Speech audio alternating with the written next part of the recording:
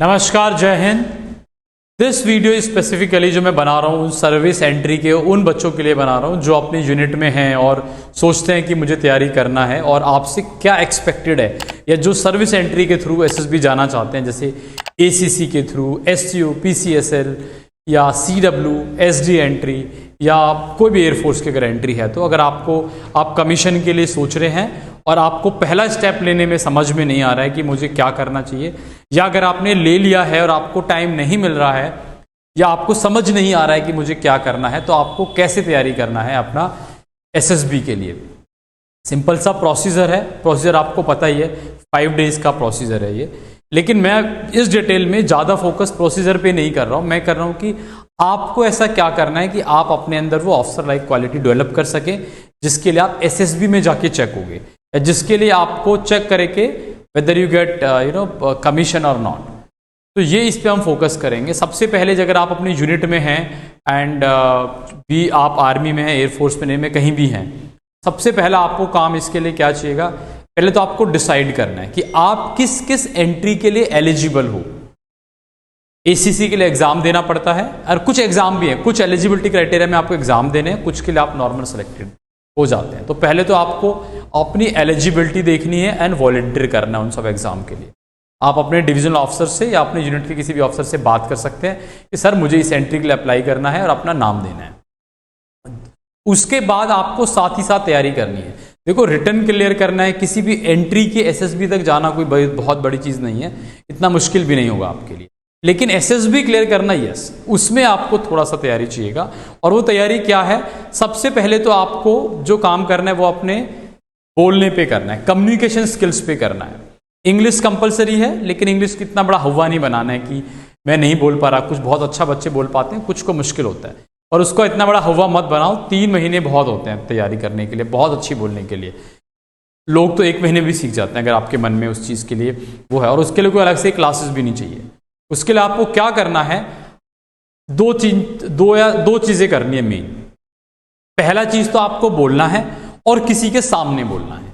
अब बोलने के लिए क्या करना है, आप कोई भी एक रोज एक टॉपिक लो, जनरिक टॉपिक। जैसे आप अखबार उठाइए, न्यूज़पेपर के फ्रंट पेज पे कोई न्यूज़ दी होगी, या फिर जहाँ पे नेशनल और इंटरनेशनल जो इश्यूज डिस्कस किए होते हैं उसमें से कोई टॉपिक उठा लीजिए।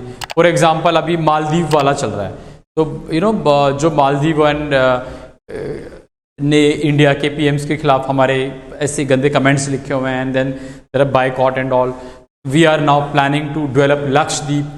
उसमें आप सोच सकते हो कि भाई क्या ओपिनियन है इनका, स्ट्रेटेजिकल लक्षद्वीप को डेवलप करने का क्या इंपॉर्टेंस हो सकता है। क्योंकि आपसे जब मैं उम्मीद करता हूं तो मैं 2 चीज़ में जनरल नॉलेज की उम्मीद करता हूं। एक तो उसका नॉर्मल एक इंपॉर्टेंस क्या है उस एरिया का, लाइक जैसे टूरिज्म बढ़ेगा, अपने ही कंट्री में इकोनॉमी बढ़ेगा। दूसरा स्ट्रैटेजिकल इंपॉर्टेंस। व्हेन वी से स्ट्रैटेजिकल इंपॉर्टेंस कि हम किसी भी चीज़ को कई तरह से काउंटर कर सकते हैं। फॉर एग्जांपल मालदीव की बात करें तो अभी उनका गवर्नमेंट एक है, चाइनीज़ इन्फ्लुएंस थोड़ा ज़्यादा है, उनका इलेक्शन एजेंडा था इंडिया आउट करके, they wanted to move Indian military out of this.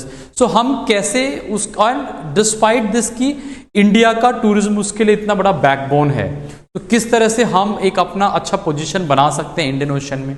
Now suppose आप आर्मी यूनिट्स में हैं, आपको पता है कि आपका सपोज यूनिट है कहीं भी चाइना बॉर्डर पे, तो चाइना के साथ जो कॉन्फ्लिक्ट चल रहा है कहाँ कहाँ पर है, व्हाट योर इन्वॉल्वमेंट। फिर आपको अपने यूनिट के बारे में जानना है, सर्विस के काम के बारे में जानना है।